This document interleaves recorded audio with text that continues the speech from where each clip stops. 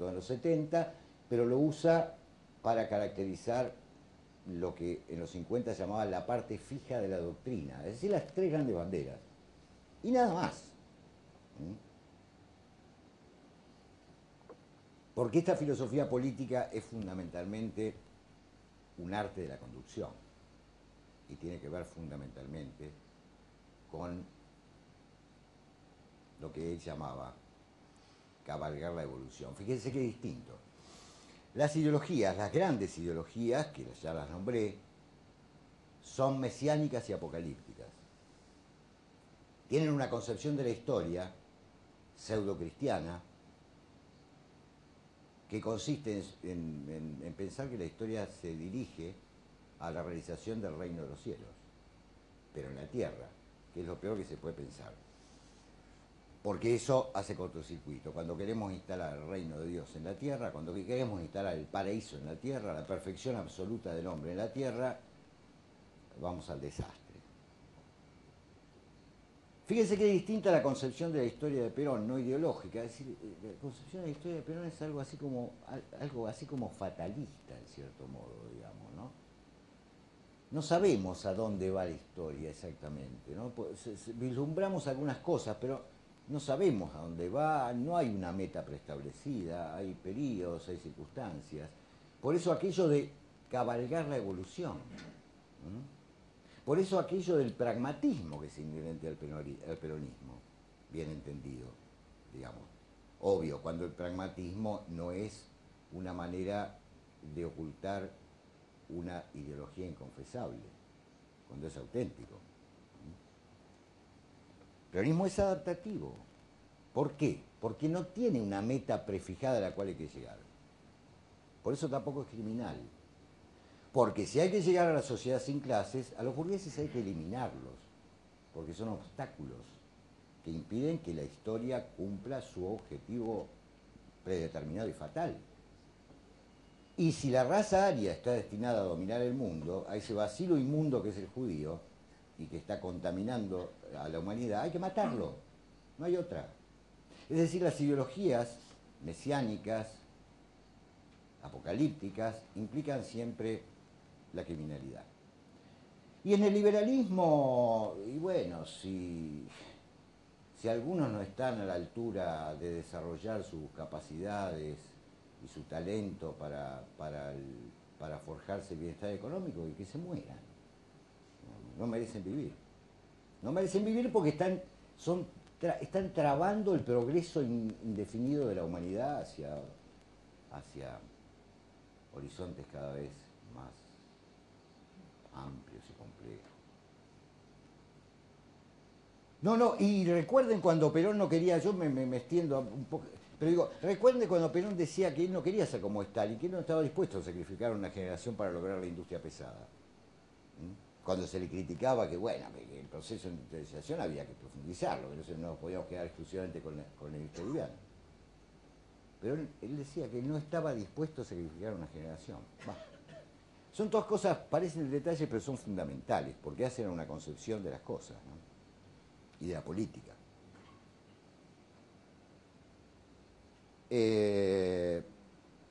Bueno, digo brevemente esto, él rescata ante todo la figura de Sócrates, a los griegos ante todo. Perón, digamos, era una mezcla increíble entre modernidad y clasicismo, ¿no?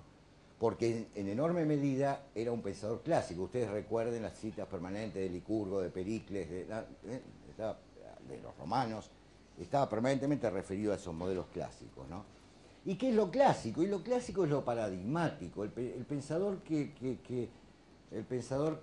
se dirige a lo clásico porque sabe que de alguna manera, con variantes, pero que ciertos modelos se repiten, digamos, ¿no?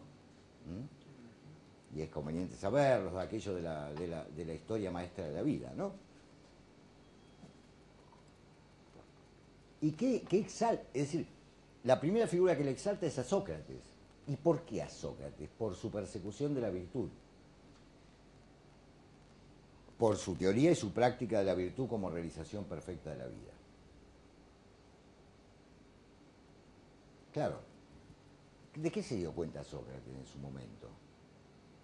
de que en el Atenas del siglo V se estaba viviendo una fenomenal crisis de valores. Ya no se sabía qué era ser valiente, qué era ser bueno, qué era ser justo, qué era ser lo que ustedes quieran. Estaba todo en discusión. Los valores homéricos habían caído. ¿Mm? El desarrollo de la democracia también hoy implica siempre una crisis de valores.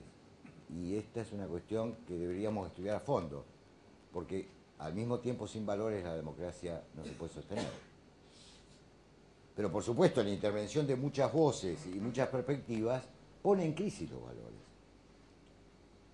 Es una cuestión. Bueno, frente a esto Sócrates se propuso definir qué era el bien, qué era la virtud, qué era la belleza, inventó la pregunta ¿qué es? ¿No? Y con la idea de que la razón humana estaba en condiciones de dar una definición de todas estas cosas y de proceder en consecuencia, digamos. De ahí, entonces, la exaltación de la figura de Sócrates, porque no hay virtud también para Sócrates sin conocimiento, pero todo esto culmina ¿en qué? En la felicidad, en lo que los griegos llamaban la felicidad, la eudaimonía, tener bien los demonios. Y entonces en todo esto ronda lo que Perón pensaba de la felicidad del pueblo, digamos. Fíjense cuál era el objetivo, no era realizar el paraíso en la tierra, era la felicidad del pueblo y la grandeza de la nación. Pero ahora estoy hablando de la felicidad del pueblo. Y claro, ¿cómo la define Aristóteles la felicidad? Y bueno, como el pleno desarrollo de las potencialidades del hombre, acorde a la virtud. Porque si no es acorde a la virtud, y pensemos que los griegos virtud quiere decir excelencia también, y fundamentalmente eso, si no es así, no hay pleno desarrollo de las potencialidades del hombre. O sea que una cosa está enlazada, estas tres cosas están enlazadas. Pleno desarrollo de las posibilidades o las potencialidades, ejercicio de la virtud y felicidad. Entonces, la política peronista implica, bueno, tratar de garantizar las condiciones para que la colectividad y dentro de ella cada individuo pueda realizarse de la forma más plena, según no un modelo de hombre preestablecido, sino según lo que cada uno sea capaz de desarrollar y desee desarrollar. En fin, esto nos hablaría de la conciliación que el peronismo plantea entre orden y libertad, ¿no? Entre comunidad e individuo, no privilegiando nunca uno de los términos por sobre el otro, y esto hace una diferencia fundamental con el pensamiento europeo moderno, que es un pensamiento fundamentalmente dicotómico y que oscila entre los extremos permanentemente, ¿no es cierto?